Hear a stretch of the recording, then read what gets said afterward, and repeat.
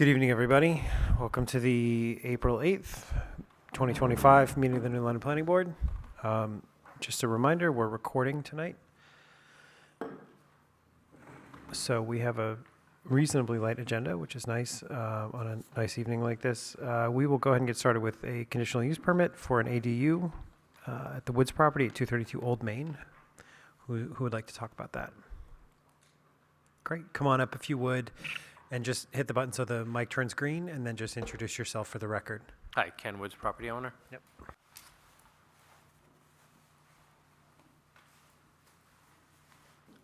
And if you would just, you're pulling that up now. Okay, and then we'll just have you kind of walk through for us what you were hoping to do. Yeah, so based on the variance that was granted last... Yeah.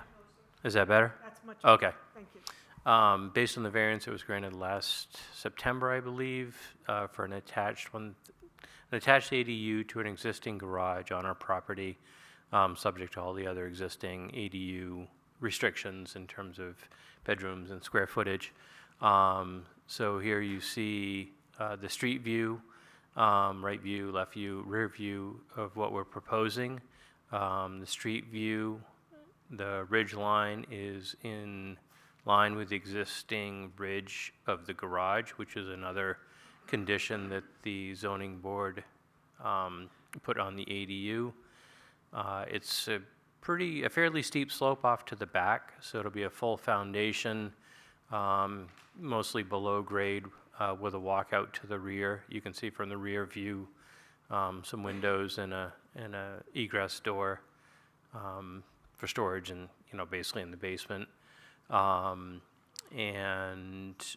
access door on the right view. So there will be basically a porch that runs along the side of the right-hand side of the structure to provide access to that door, and then another egress door you see from the rear view, which will come off one of the bedrooms to a porch along the back as well.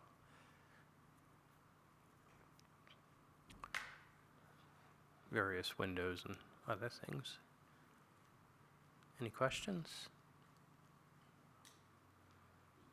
So you can see here is basically the floor plan. It's 35 by 30. And it comes out to 1,050 square feet. 50 square feet is dedicated to an unfinished stairwell to get down to the basement. So that puts it pretty much right at 1,000 square feet. And I wasn't sure, does living space, is it the footprint? Is it interior dimensions? It's finished interior space, so the stairwell to the unfinished basement. Okay, but do walls count or do they not count? Like the 2x6 exterior walls? So I think that we've been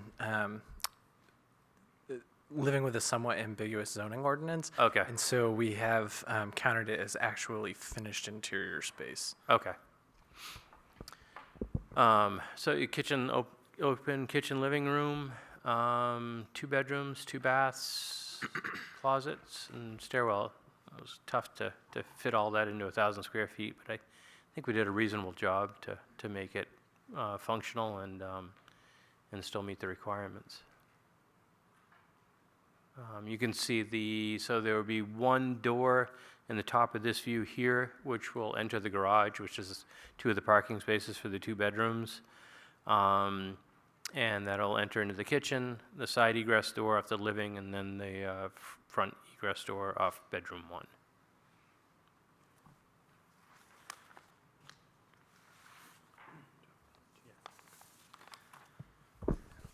So as Ken mentioned, this was granted a variance for use for a detached ADU back in September, and the zoning board did put 3 conditions, and the printer accidentally printed it in giant paper. I'm not that hard of seeing, but I didn't want to waste it.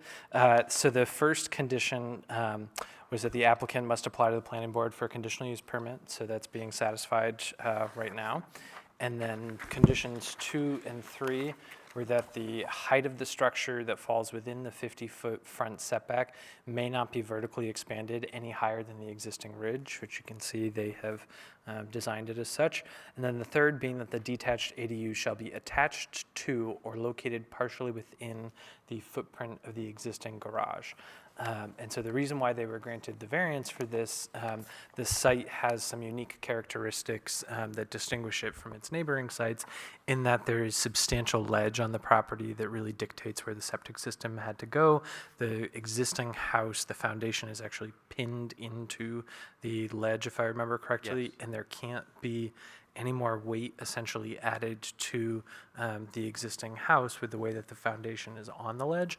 And so the zoning board found that this was a unique situation where they could not physically add on to the existing house in any meaningful way to create an accessory dwelling unit. They had the existing detached garage, and then in this case, it met the test of hardship. So that gives you the ability to approve a detached ADU through our typical accessory dwelling unit process, where we would only typically be allowed to approve an attached ADU.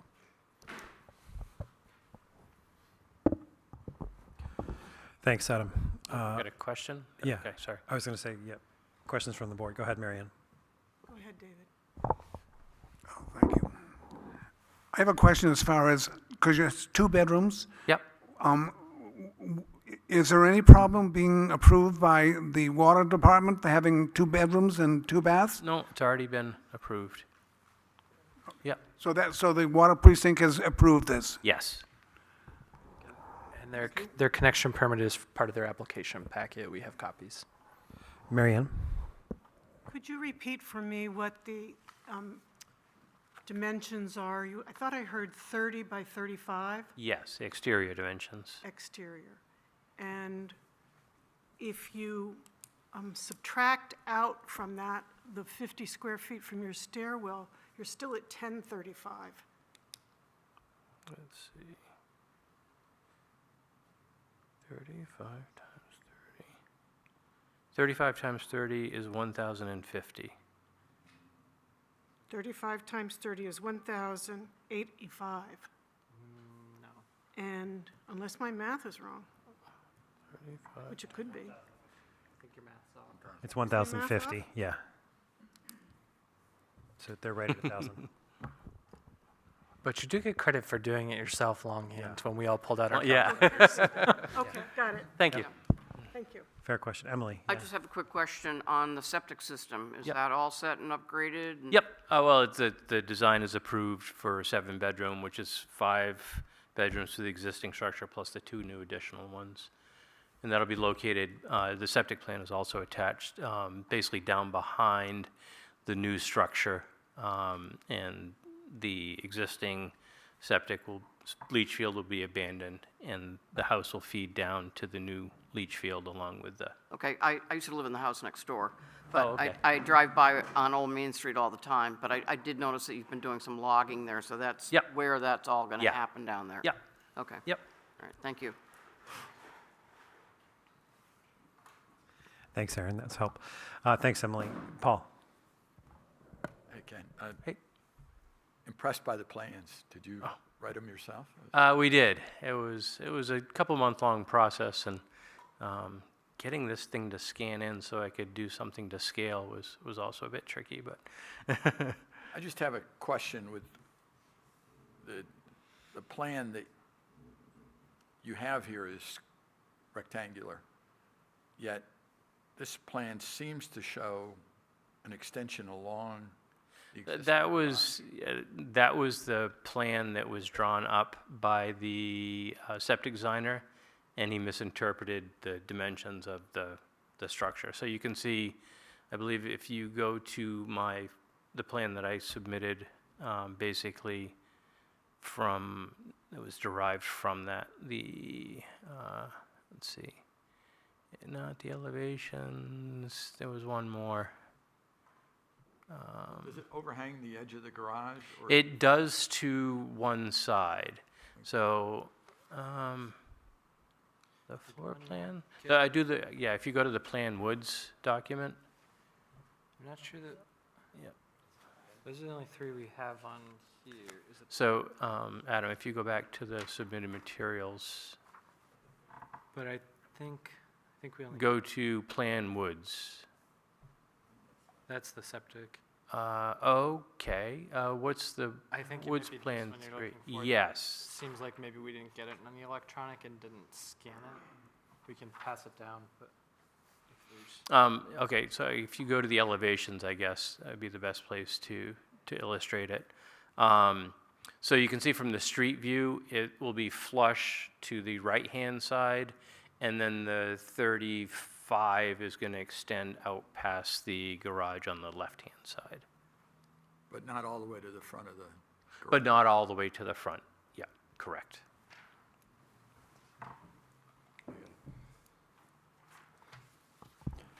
Thanks, Paul, for that. Are there other questions from the board? That's the other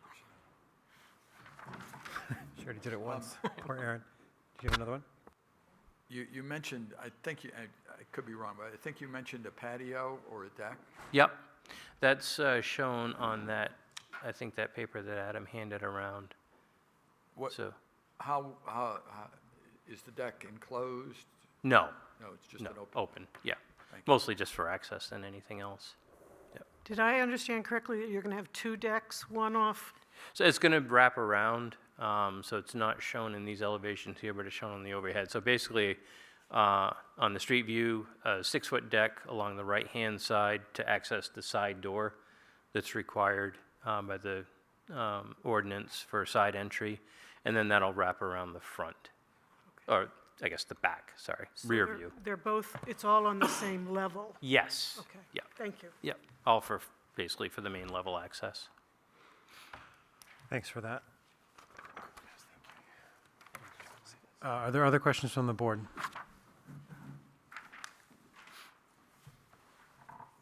While you're looking at that, I'll see, are there any questions from the public?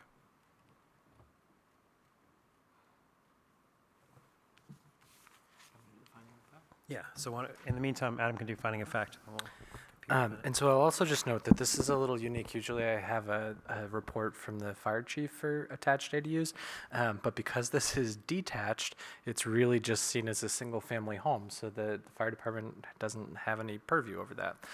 So just, I'm not forgetting to give you that report, it's not relevant in this situation. So for the finding of facts, we have that the detached ADU is allowed by variance granted September 24th, 2024. We have that the applicant has satisfied the 3 conditions of the variance approval by applying to the planning board for a conditional use permit, proposed a design that does not expand the vertical height of the building within 50 feet from setback and from the front setback, and is attached or partially within the footprint of the existing structure. Number 3, the unit is 1,000 square feet with 2 bedrooms. Number 4, the applicant has provided a New Hampshire Department of Environmental Services approved septic plan and a water service connection approval from the New London Springfield Water Precinct. Thanks, Adam. Any questions from the board on the finding of fact? Any other questions? Okay. Any questions from the public? Last chance. All right. Is there a motion to approve this? So Emily made the motion. Who would like to second? Second. Mary Ann seconded. All in favor? Aye.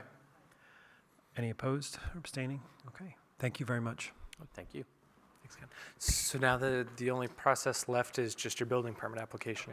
So when you're ready to get started, just submit that. This time of year when permits are at their busiest, we run a 2 to 4 week turnaround. So just try to build that into your planning schedule.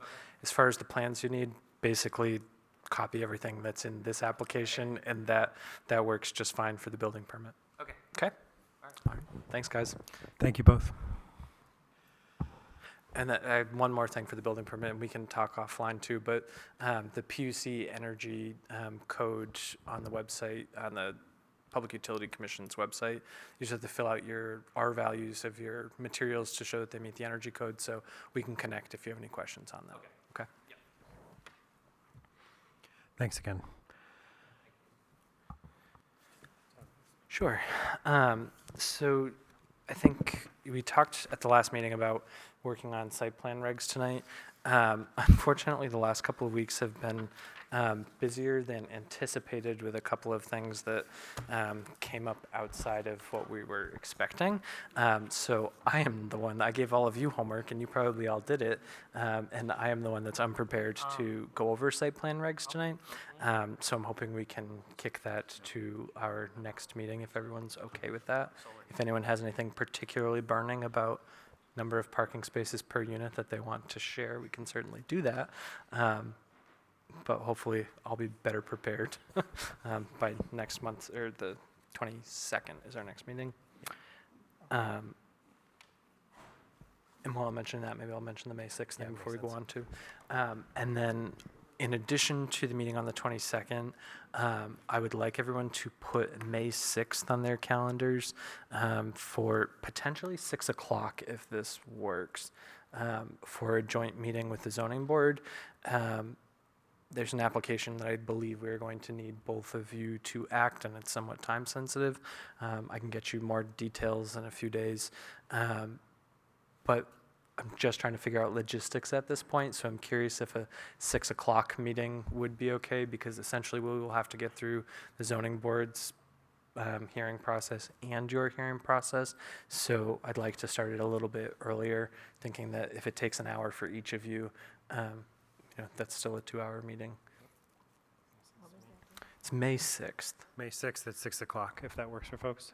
And I think we will likely use the SAU, but stay tuned. Coordinating a meeting for 20 board members is a little bit of a challenge sometimes between the two boards. So their space is just a little larger. So Vicky has reached out to see if the space is available. And then Cool. we'll go from there. Makes sense. So just most folks, I think I saw nod, but 6 o'clock on the 6th of May works for folks? You good, David? You good? Yes. You can't? You're Okay, not? so- Okay. But most people, it seems like, can do it? Okay. Paul, is that good for you? Okay, great. Thanks. Thanks, everybody. Thanks, Adam, for working on setting that up as well. Public comment. Yep. Okay, so given that, we have no other new business. Our next up is public comment. Is anybody from the public who would like to say anything? Don't let me stop you. You sure? We got the time. All right. I mean, not like endless time, but I'm just kidding. I wanted to, Can you just state your name for the record? oh, I'm sorry. My name is Mag Francis. Yep. I wanted to just say thank you to the subcommittee, the CIP subcommittee that put together this year's plan. I thought it was a really good beginning to something that's very important to me, which is longer-term development and financial planning for the town. So I thought that was just a really great start. I had some thoughts in terms of how to keep it alive as opposed to this chore that we have to do once a year around planning time. And if there was a way that we could sort of get people to think about it as a tool for themselves, okay, as they learn more, okay, to feed information into it so it's up to date, I would think that would be very useful. There's a lot of things that happen at the same time that the CIP gets finalized.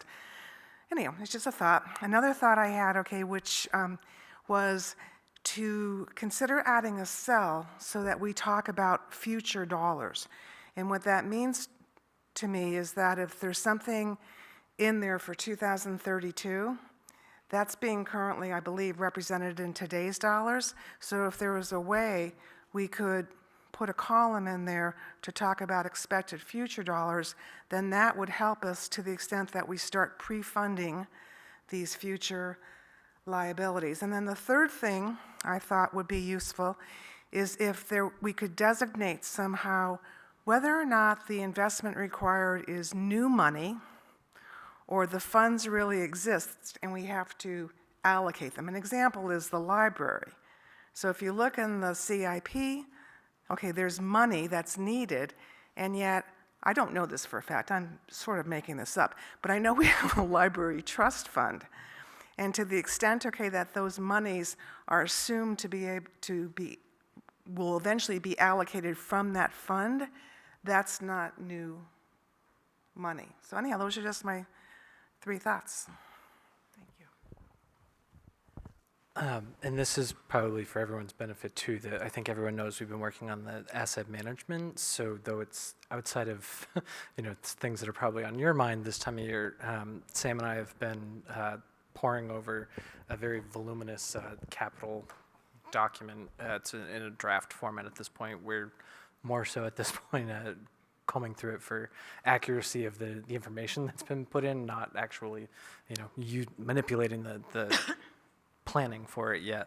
But that document will be available for this CIP season, so it's going to change the amount of projects that we have in it, because this whole scale facilities review includes a lot more detail than we've ever had before. So we will start to, on the back end, work on that pretty soon, probably, so that by the time you guys start, or the CIP subcommittee starts in July, we have a good handle on it. I'm not sure, Meg, I'll have to ask Lynn. We just started using a new finance software last year that our CIP is built into, so we're somewhat constrained for, like their modules come sort of preset with the different features that you can add into it. So I'm not sure about the future dollars. I'll have to ask. We did not get access to it until 3/4 of the way through last CIP season, just the way that the budget season went. So I didn't feel like I really got a good grasp on the software last year, but I'll ask her to see if it's something. Software thing, maybe it's just telling folks if you need $2,032, the number should reflect basically normal inflationary assumptions. Yeah, I think, we update the document every year, and we do all of the numbers every year to bring, all of the projects up to this year's. Obviously, we're depending on the department heads to give us that information specific to their department. But I'll see what built-in calculations it has. And then as far as the funding, the CIP is a little funny in that it's a planning document, not necessarily a financing document. And so these guys don't get as bogged down with where the revenues are coming from. That becomes the budget committee's job and the planning, or the selectmen's job, once they're given the full project of, these are all of the things that need to happen, and we do 10 years, but it could be, a different time period. And then it's their job to figure out where that money is coming from. So it all dovetails together. It's just sort of ends up being a multi-stepped process, simply because the financing side of things is a little outside of the land use board's expertise. Adam, I agree with 100% of what you said, but I think as a young woman mentioned, this is a document that our neighbors and townspeople are looking at, and I can imagine that having what the reserve dollars are might be a good handle on it. We don't work with it, so, but if it's going to be looked at by, some people are interested in that, it's probably an easy way to hook it in there. Yeah. I mean, Janet, do you have an idea of that from selectmen budgeting? I mean, because this is what educates how you decide what to put into the capital reserves, right? Not so much the capital reserves educating what's in the CIP. I thought her comment was that when you get to town meeting, something comes up and says, well, it was already funded, we had that money, and Right, but I'm the thinking that there's a lot of people in the audience that had no idea that that was there. But the CIP happens before the budgeting process, so we don't know when this is adopted if the selectmen or the budget committee are choosing at town meeting to use a general fund, a bond, or a capital reserve. You see what I'm saying? Where this happens I'm not prior disagreeing to. with that. I'm just saying there are these reserves, and unless you dig down into the annual report, I don't know where you pull them out. Yeah, I mean, that is the spot that they get pulled out. I'm just saying from a CIP standpoint, we don't, at the timing at which the CIP has to be done and approved, we can't say whether that project is going to be funded from a capital reserve or a bond or a budget. And is that what you were trying to say, Maggie? So if it says that we're buying a new fire truck for $1.2 million, that there's a column that says this is coming out of a capital reserve? Well, yes, because that would theoretically be a trigger for us to actually put that money into the capital reserve. And then when people like me look at it, right, we can see that we can see how the money is going to be raised. I will tell you that statutorily, you might want to go back and read that, okay? It does talk about that. Not that you have to do it, okay, but it's one of the things, if you will. But I understand, okay, that it's probably a whole nother assignment, if you will, which you probably don't need. Yeah, I mean, I guess I can look to see how other towns do it too, but I don't understand. I mean, we complete the CIP in time for those two boards to do their budgets, so we could say that something is going to be bonded, and then they could make a decision that's different. See, I'm not looking at it as you all making that decision. I'm looking at this as being a repository of information. You've started something that's really good, right? And there's additional information, okay, that could be fed into it. Because we need to start making these decisions, funding decisions, earlier than we have been historically. And it is to some extent, okay, about the new fire truck and the new garage to house it in. So I'm just trying to, I'm just interested in pre-funding future liabilities. And I'm looking at all of the mechanisms we have to educate the town early so that we don't end up where we are today with a lot of divisive rhetoric. And there's a lot of tools I think we have that will help us prevent that. And so if you don't mind just having this back and forth, if we were to, because we always pass the CIP end of September, early October in order to get it to the selectmen for their budget preparations.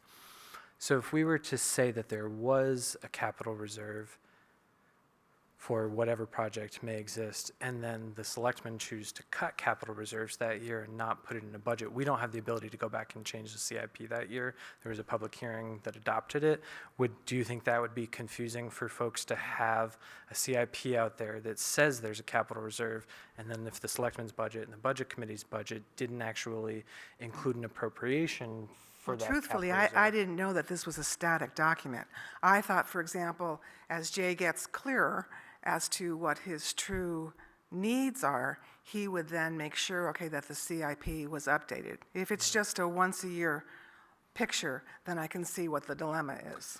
Right, and so we hold a public hearing to take public comment, it's adopted, and then it's passed on. And then the department heads behind the scenes, we're always keeping sort of tabs on the projects that are in there and things that needed to be added. And then that sort of CIP season, July, August, beginning of September, so that we're preparing as they're preparing their budgets to update what was in it that needs to change, what needs to go in that hasn't been in it before, so that we can turn it over to the selectmen and the budget committee to prepare their budgets. I just worried that we'd end up, we can maybe make a recommendation. You can solve one problem and create another one, is what you're saying. Right, whereas because it is harder to It'd be keep interesting to editing. see how other towns do that, though, because there is something in the statute that talks about this. All of that information is on our budget sheets. All you have to do is look at it. You can see how many capital reserve accounts we have and for what purpose. And so if we need something, say, out of the Building and Facilities Fund, which we have a capital reserve for, we will take money out of that if it wasn't anticipated. For example, we have to get a new boiler for one of the buildings at Public Works. So we will take that money. It won't go against the tax base because we've already set that money aside. So if you want to see where the capital reserve accounts are, it's all information that you can access easily. If you go to our website, you can see what the Budget Committee is looking at. We know every month how much we spent out of each budget for each department. So it's not like it's not anticipated, but we don't always know when there's when something comes up. we may have to scramble and find funds from a different account, which we will do. But if we want to keep the tax rate at a reasonable amount, we may decide not to fund certain capital reserve items. Say the fire department wants another $200,000 for a fire truck.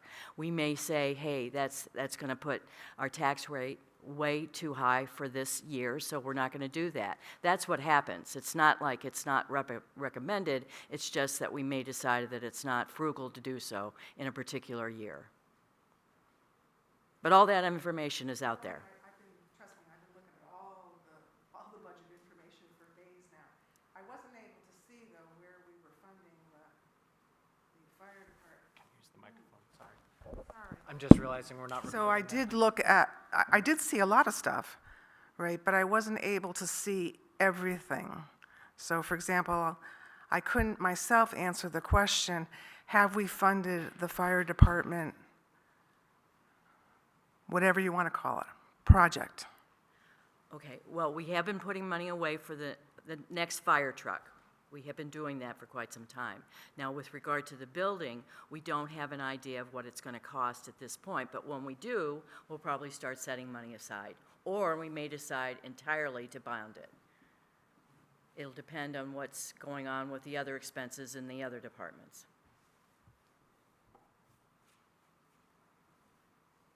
Okay? Yep. Thank you for your question. So you feel like you had a chance to raise your concerns? Great. Thank you for doing that. Anyone else from a public comment standpoint? Okay. Anything else from the board? So our next meeting will be on the 22nd. And real quick, I just want to thank those of you who were able to attend the Housing Commission and take notes. I know I should have said this before Peter left, but it was very helpful to have some extra note takers on hand. We had a larger turnout than I expected for a spring Saturday that had like 10 other things going on at the same time. It seemed like when we picked the date, it seemed like a wide open date. And then as we got closer, it seemed like every organization was holding something on Saturday. So it was nice to have some extra hands because we, I think, would have been overwhelmed with having the number of people we did with just the housing commissioners as note takers. So thank you. No, of course. Thanks for getting us all there, and of course, help that it was indoors because the weather was not great. So, anything else from the board? Okay. I have a question. Yeah, Shirley. One of the other things on Saturday was that LSPA was holding a session for planning board members. Are you aware that they may repeat that? Yeah, so when they reached out, it was a forum at Blue Loon with myself and the representatives from the other tri-towns with LSPA and some engineers. It was like a lunch and learn when the topic came up of doing a plan reading workshop. And so we had a follow-up meeting the next week to discuss holding that. And unfortunately, the date that worked for everybody else involved was April 5th. And so I was upfront with them that we had the Housing Commission workshop. They tried to find a different date. It just didn't work on their end. So what they decided was they moved forward knowing that likely no one from New London would be participating in this round, but that they would try to hold one either late fall or early winter, and actually Elizabeth and I have talked about Elizabeth from LSPA, and I've talked about maybe that's the ideal to host it anyways, because new board members are typically coming on this time of year to give them a few months to sort of get on their board, start to see some of these applications, have some awareness of what their new role might be, and that a fall workshop they may actually get more out of. So I'm not sure exactly what their plans are for fall, but as soon as we do, we'll let you guys know. And I guess I would be interested feedback-wise, because Elizabeth and I did have this conversation as far as, would you prefer to attend like a 4 to 6 o'clock during the week or a 10 to noon on a Saturday? Are you asking now? Yeah, it would be good feedback for them, I think. Any?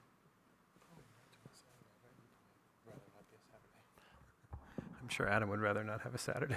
To be fair to him. What do folks think?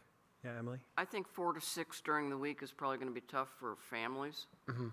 This is just for board members. Oh, okay. And so obviously, I would also disagree with that because it's sports season. So depending on which day or game days, weekends are almost harder, depending. yep. So, Fair point. yeah. And it was sort of an aside, but it was interesting that the Housing Commission workshop that we did back in November had some younger folks there, and they really were not there on Saturday. And part of the motivation of a Saturday was to see if we got younger people, and we didn't, which was, yeah. And I think no matter how you slice it, when you're at that point in your life, it's just a busy point in life, and no matter what time there's a public town meeting, that's probably pretty low on the All to-do evidence, list. right? But that's why we record everything. What other thoughts do folks have? Anyone else? You mean the 4 to 6? Yeah, 4 to 6 4 to versus, 6 is fine. okay, That's my preference. can make it work. That's your preference. Okay, so it sounds like most people prefer 4 to 6. Okay, that's helpful. Thank you. Anything else from you? Okay, anything else from the board? All right, just need a motion to adjourn, please. Second. Okay, so Emily made that, and David seconded. All in favor? Aye. Aye.